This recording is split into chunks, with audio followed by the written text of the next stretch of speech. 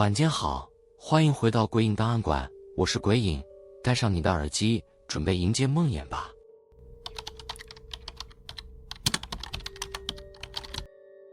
办公室里的那第10个格子间，对于每一个新来的员工来说，都是个难以忽视的存在。它就摆在靠窗的位置，原本应该是办公室最好的座位，光线充足，视野开阔，可不知道为什么大家总是避开那个位置。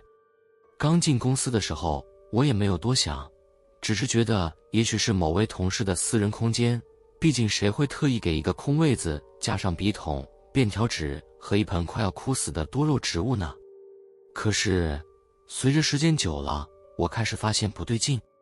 那个格子间看起来明明整齐干净，但却总散发出一股难以言喻的阴冷气息。空调开得再高，经过那里时也能感觉到一阵凉意直透脊椎。更奇怪的是，格子间的桌上每天都会出现一些细微的变化，比如被打开的抽屉、错位的椅子，甚至有一次我清楚地记得那盆多肉植物明明已经枯黄，但第二天却奇迹般地冒出了几片翠绿的新叶。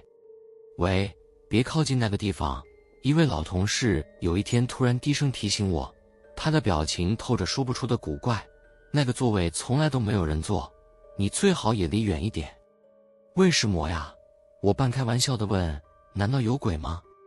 老同事抬头看了看四周，确认没有其他人听到，才压低声音说，你信不信随便你，但我告诉你，这个座位的事，咱们这里的老人都知道。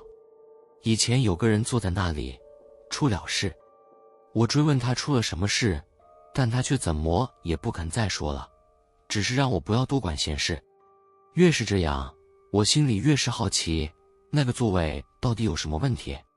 事情发生在我一次加班的深夜。那天是月底结案日，我被堆积如山的报表逼得不得不留下来加班。整个办公室的灯光昏黄，平时熙熙攘攘的空间变得静悄悄的，只有我的键盘声和打印机的运作声交错着响起。11点多的时候，我伸了个懒腰，准备泡杯咖啡提提神。经过那第10个格子间时，我突然感觉到什么不对劲。那把椅子不知什么时候被推了出来，仿佛有人刚坐过。我回过头仔细看了一眼，椅子正对着我的方向，像是在注视着我。我告诉自己这只是偶然，可能是清洁工不小心动过，但我的心跳却开始加速，背后冒出一层细汗。我强迫自己镇定下来，转身往茶水间走。可当我经过打印机时，它突然开始运作，吐出一页页空白的纸张。该死！我低声咒骂了一句，伸手去关掉打印机，但那纸张似乎永远没有停止的意思。直到最后一页划出来，我才注意到那张纸上居然出现了一行细细的字，请帮我找到我的位置。我的手一抖，纸张掉在地上。我感到脑袋一片空白，仿佛所有的神经都瞬间绷紧了。这绝对不可能是谁的恶作剧，整层楼现在只有我一个人。我捏着那张纸的手指都在颤抖，心里却又生出一丝说不清的愧疚，好像我真的欠了谁什么似的。就在我愣神的时候，远处传来了一声极轻的响动，那声音细得像风，但却明明白白的来自于第10个格子间。我猛地抬起头，看到那里的灯管开始闪烁，发出一阵刺眼的白光。然后那把椅子它居然缓缓地旋转起来，最后停在一个完全背对着窗户的方向。那一刻，我几乎要放声尖叫出来，可是声音像是被什么堵住了一样，死活发不出来。直到我的视线不经意间瞥到桌面上多了一样东西，那是一张照片，一张之前根本没有出现过的老旧照片。照片里是一个年轻的女子，坐在我们办公室里的某个位置，笑容拘谨，眼神却带着些许悲伤。但最让我不安的是她身后的背景，那照片里的办公室格子间的数量竟然是11个，而不是10个。我拿着照片的手颤抖得越发厉害，甚至开始怀疑自己是不是眼花了。可不管怎么揉眼，那格子间的数字始终不变。难道这座办公室曾经改造过？但如果真是这样，为什么大家从来没有提过？我再也没有心情工作，匆匆地将照片放回桌上，逃也似的离开了办公室。可当我回到家，正准备脱下外套时，却发现口袋里多了一样东西，那张照片居然跟了我回来。我当场吓得腿一软，摔坐在地板上。这下子我终于意识到，这事情绝对不是简单的巧合。照片里那个女子是谁？她为什么要留在第10个格子间？我的脑袋里充满了问题，但也充满了恐惧。接下来的几天里，那张照片像是附着了某种诅咒，无论我把它丢在哪里，它总能出现在我面前。衣柜里、电脑桌上，甚至有一次我在浴室镜子里看到了它的倒影。每当我注视着它，总能听到耳边传来隐隐约约的低语声，那声音像是从远处传来的，断断续续地重复着一句话：帮我找到我的位置。被逼到极限的我，终于开始查询这栋办公楼的历史，试图弄清楚真相。我翻遍了所有资料，终于找到了一条不起眼的旧闻。5年前，这座大楼曾经发生过一起事故。那时，某家公司刚搬进来不到1个月，一名女员工在加班时因为低血糖倒下，头部撞到桌角，不幸身亡。而死者的名字正是照片背后隐隐约约能看到的自己，许悦。这一切终于串联起来了。许悦应该就是那第10个格子间的主人，而他的死或许跟某种未解的怨念有关。我开始怀疑，那个帮我找到我的位置的请求，可能跟他的死亡原因有关。我害怕极了，但也隐隐约约感觉到，只有完成他的请求，这诡异的一切才会结束。那天晚上，我再一次留在公司加班。时间接近午夜，空气中的压迫感越来越重。我走到那第10个格子间，放下照片，轻声说：许悦，我找到你的位置了，你可以回去了。话音刚落，灯光忽然变得刺眼，整个办公室仿佛沸腾了一样，各种杂音充斥耳边。我惊恐地看着照片上的女子，她的嘴角似乎微微勾起了一抹笑意，然后照片上多出了一行字：谢谢你。一切归于平静。第2天，我的老同事告诉我，那第10个格子间，椅子和物品居然全都不见了，好像它从未存在过。直到今天，我也无法确定那晚发生的一切是梦还是真实，但有一点我很清楚，有些格子间最好永远空着。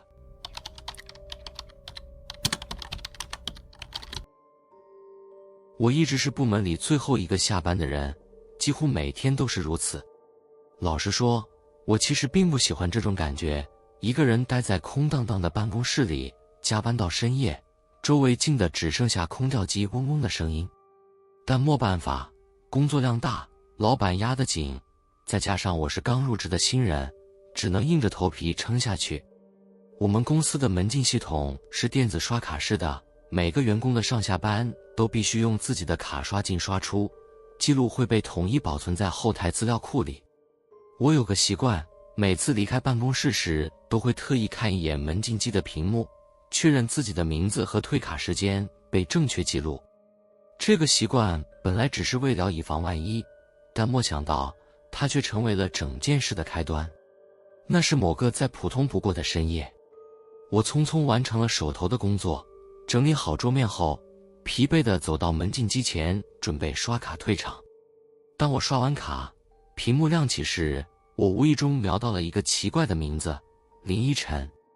他的名字显示在我的名字上方，时间却只有比我早1秒。我愣住了，因为我们公司根本没有叫林依晨的同事，我可以100%确定这一点。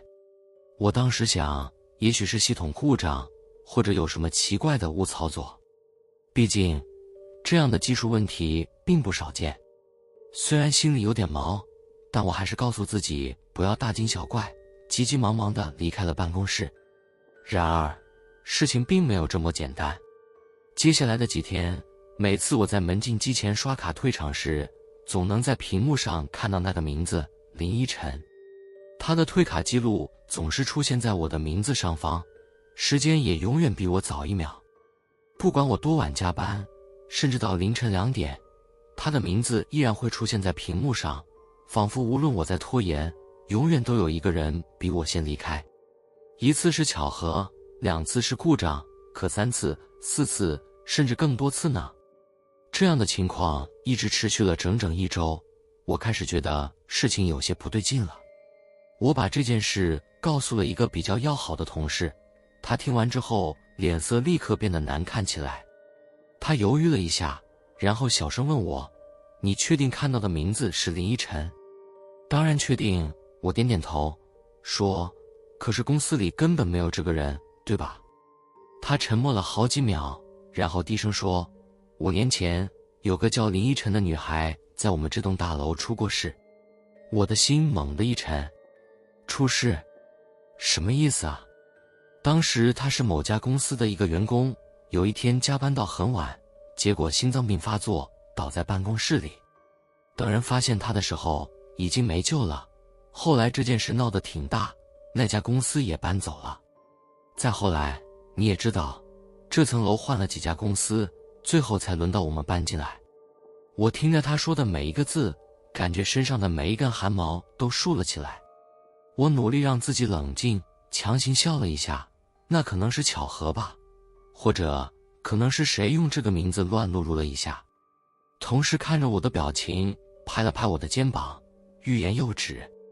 他没有再说什么，但那天晚上回家后，我却怎么也无法入睡，脑海里不断浮现出那个名字林依晨。第二天一大早，我鼓起勇气找到了公司的 IT 工程师，请他帮我查一下门禁的后台记录。我试图用理性的方式弄清楚这一切，也许真的是某种技术故障。工程师很快调出了系统的记录，并且把结果展示给我看。你的刷卡记录都在这里，没问题啊，他说。不过，等等，这个是什么？他的鼠标指向一个异常的名字林依晨。这个人怎么回事？你们有这个同事吗？他疑惑地问我。我支支吾吾地回答不上来，因为我自己也搞不清楚。而更让我感到不寒而栗的是，林依晨的名字出现的时间全都停留在凌晨3点整，没有1分1秒的偏差。这不可能啊！工程师皱着眉头说，系统的时间应该是准确同步的，但这种固定时间的记录太奇怪了，像是被硬性植入的。那能删掉吗？我急切地问。他摇了摇头，很难。这记录看起来像是有什么不受控的源头在覆盖。说实话，我也搞不清楚这到底是什么情况。听到这里，我的心越来越沉，因为我已经隐隐地感觉到，这件事或许远比我想象的更为复杂。无论工程师怎么尝试，记录都无法被删除，而我的名字依然每天都出现在林依晨的名字下方，仿佛他一直在等着我。那晚，我做了一个疯狂的决定。我决定在办公室待到凌晨3点，看看那个名字到底会不会再次出现。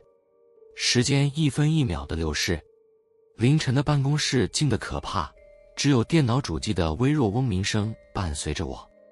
我盯着门禁机的屏幕，手心里全是冷汗。当时钟的指针跳到3点整的那一瞬间，屏幕果然亮了起来。就像前几天一样，林依晨的名字清楚地显示在了退卡记录中，仿佛他真的在那一刻刷卡离开了。而就在这时，我突然感觉到背后有一股刺骨的寒意。我猛地回过头，看到远处的办公桌间竟然多出了一个模糊的人影。他站在黑暗中，面对着我，身形纤瘦，头发披散，像是被风轻轻地吹动。我不知道哪来的勇气，颤抖着开口问：“是林依晨吗？”那个人影慢慢抬起头，透过昏暗的灯光，我隐约看到了他苍白无比的脸和一双空洞的眼睛。他的嘴唇轻轻动了一下，似乎说了什么，但我听不清。下一秒，整个办公室的灯光突然开始剧烈闪烁，像是电流失控一般，发出嗡嗡的响声。别留到3点，一个低沉而绝望的声音从耳边响起，仿佛不是从他的嘴里发出的，而是直接钻进了我的脑海。我尖叫一声，奋力冲向门口，几乎跌跌撞撞地跑出了办公室。第二天，我向老板请了假，再也不敢踏进那栋大楼一步。后来，我听说公司开始大规模检修门禁系统，但我知道，那些工程师永远也无法找到问题的真正根源。而那个名字林依晨永远地印在了我的记忆里。每当午夜降临，我都会不由自主地想起那个声音，别留到3点，像是某种警告，也仿佛是一种无法解脱的诅咒。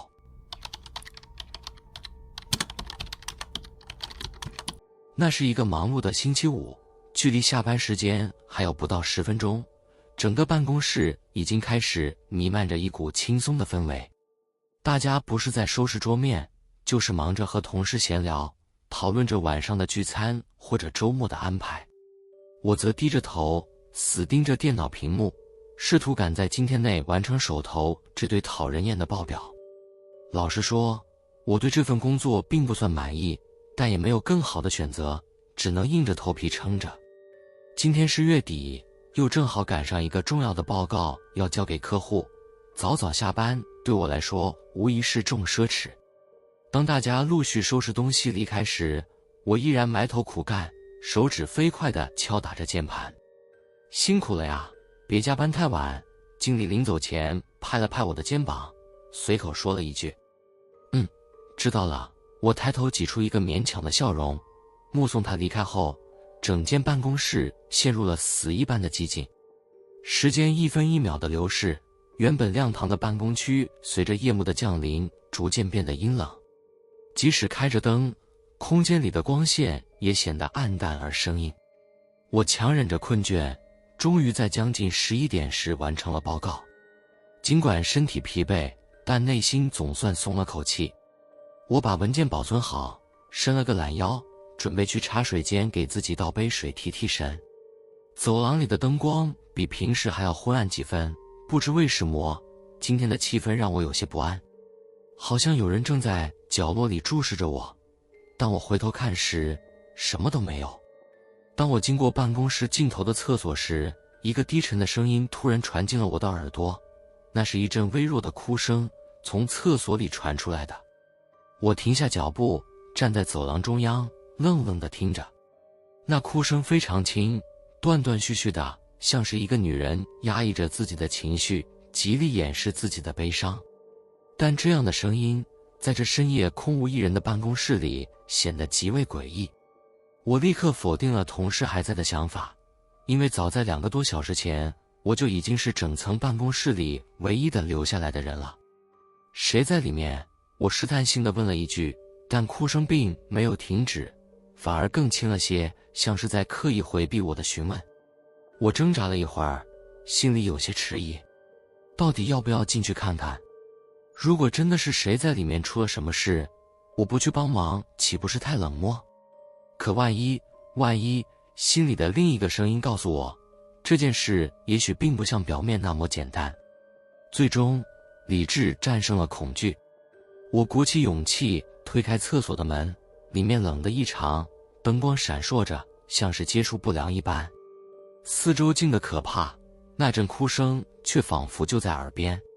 我环视一圈，看到一排侧格的门全部紧闭，哭声从最里面的一间传出来。我站在原地，吞了吞口水，声音有些发颤地说：“你好吗？需要帮忙吗？”那哭声瞬间停止了，整个空间只剩下我的声音在回荡。我感觉后背一阵发凉，感觉有什么东西正在悄无声息地靠近，但我不敢回头，只能硬着头皮朝着那最里面的侧格走去。当我站在门口时，我看到那扇门的下方露出了一双脚，那是一双苍白的、毫无血色的脚，光着，脚趾蜷缩着，像是冷得发抖。你还好吗？我再次问了一句，手慢慢地伸向门把手，试图推开门。门是锁着的，推不动。我又试了几次，最后不得不弯下腰，透过门下的缝隙往里面看。那双脚还在，但当我的视线再往上一时，我发现里面什么都没有。我的心脏像是被一只无形的手狠狠地攥住了，脑袋一片空白，差点直接摔坐在地上。我直起身，转身准备跑出厕所，可就在这时，我听到身后咔嚓一声，像是某扇锁住的门被打开了。我僵硬地回过头，看到最里面的侧隔门正缓缓地自行打开，而里面依然空空如也。可就在我准备拔腿狂奔的瞬间，我突然意识到了一件更恐怖的事，那双脚现在正站在我面前。我什么都没有看到，空气中一片死寂，可我清楚地感觉到有什么东西正注视着我，冰冷的气息贴在我的脸上，仿佛下一秒就会扑过来。我再也控制不住，转身冲出了厕所，连茶水间也不敢去，直接抓起自己的包，疯狂地跑向出口。回到家后，我的心跳了很久才慢慢平复下来。那一晚，我几乎彻夜未眠，脑海里不断回放着厕所里的那一幕，特别是那双脚，那双苍白的像死人一样的脚。我甚至怀疑自己是不是出现了幻觉，可回想当时的每一个细节，又是那样的真实。后来，我开始向公司的同事打听这栋办公楼的事情，起初大家都只是笑着摇头，说我大概是加班太多，脑袋不清楚了。但当我把目光投向那些年纪稍大的员工时，他们的表情却变得有些不自然。终于，有一个老同事悄悄地把我拉到角落，低声对我说：“你说的是，其实以前也有人遇到过。据说，这栋大楼在刚启用的第1年，曾经发生过一起事故。一名清洁工人在打扫厕所时，因为地板湿滑摔倒，头部撞在侧隔的边缘，当场丧命。那名清洁工人据说是一个年轻的女孩，刚来这里工作不到1周。事后，公司虽然对外封锁了消息，但有不少人都知道这件事。更诡异的是，从那以后，不少在夜晚加班的员工都声称听到了厕所里传来哭声，有人甚至还看到了脚。听完这个故事，我的手心直冒冷汗。那些晚上的哭声，那双脚，那扇自行打开的门，全都像拼图一样拼凑出了完整的画面。我不知道该如何面对这样的真相，也不知道自己为什么会碰上这样的事情。后来，我开始尽量避免加班，特别是晚上。我再也不想走进那个厕所，也不想再听到任何奇怪的声音。可是，有些事似乎并不是你躲避就能解决的。某天晚上，我做了一个梦，梦里我回到了那间厕所，里面空无一人，但有一张破旧的清洁工制服挂在门上，旁边的地板上是一滩红色的液体。我知道，那不是普通的梦，那双脚和那些哭声，可能永远都不会从我的记忆里消失。